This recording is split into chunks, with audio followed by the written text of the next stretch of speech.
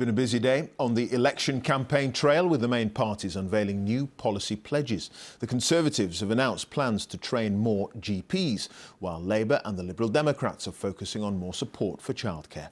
Here's our political correspondent, Ian Watson. It's enough to raise your blood pressure. You know what it's like. Try to get a non-urgent appointment with your doctor and you can wait days, sometimes well over a week.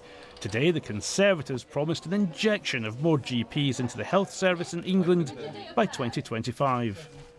The package will deliver 6,000 more doctors in primary care, and that will lead to 50 million more appointments. I know how frustrating it is when you can't get a GP appointment fast enough. Thank you. Nice to see you, Julia. But hang on a minute, what happened to the 5,000 GPs the Conservatives promised at the 2015 election? That target hasn't been reached. The reality will be seeing these delivered on.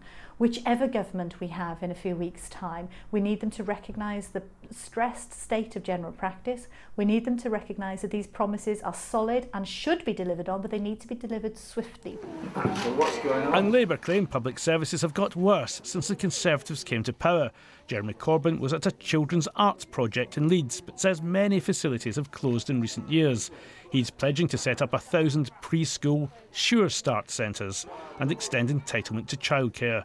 He says we'll be told how all this will be paid for later in the campaign. We're determined to open children's centres so that Sure Start can be a reality, as it was in the past for so many of our children. All our funding commitments will be clearly there in the grey book that will be published alongside our manifesto.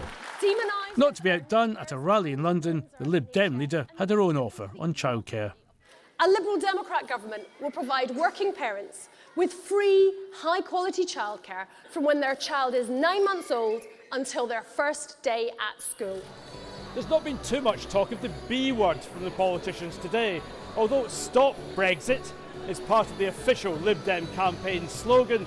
Jo Swinson is trying to convince us, and indeed some of her own party members, that she has a much broader agenda.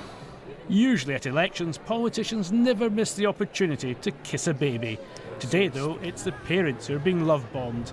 But high-quality childcare doesn't come cheap.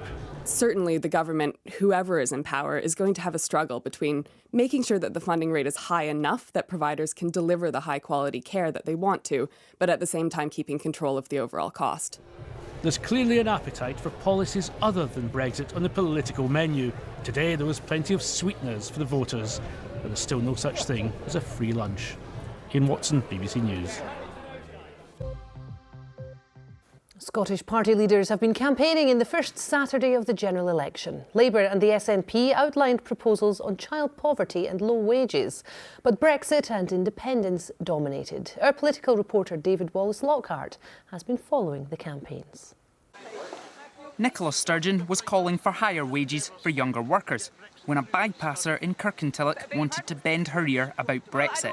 I don't think Brexit is right for the country, so... I think it is. Oh, we'll agree to disagree. Well, you don't represent everyone in Scotland, I can assure you of that. The SNP leader insists Scotland should stay in the EU.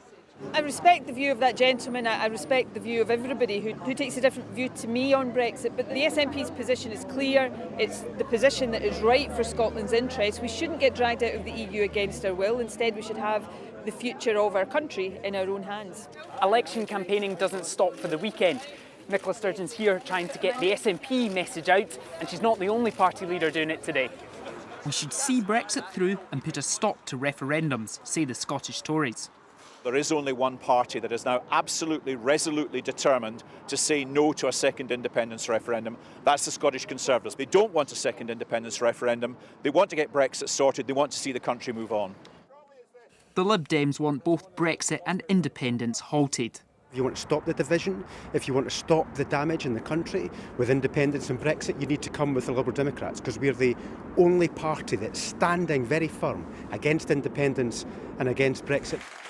Labour outlining plans to stop child poverty and focusing on an economic message. We want to build houses, we want to invest in the National Health Service and end this decade of austerity. So these are the real issues that people are speaking to us about, and we think they are the issues that will cut through the din of Brexit and independence. A cold day for campaigning, but an election that's heating up.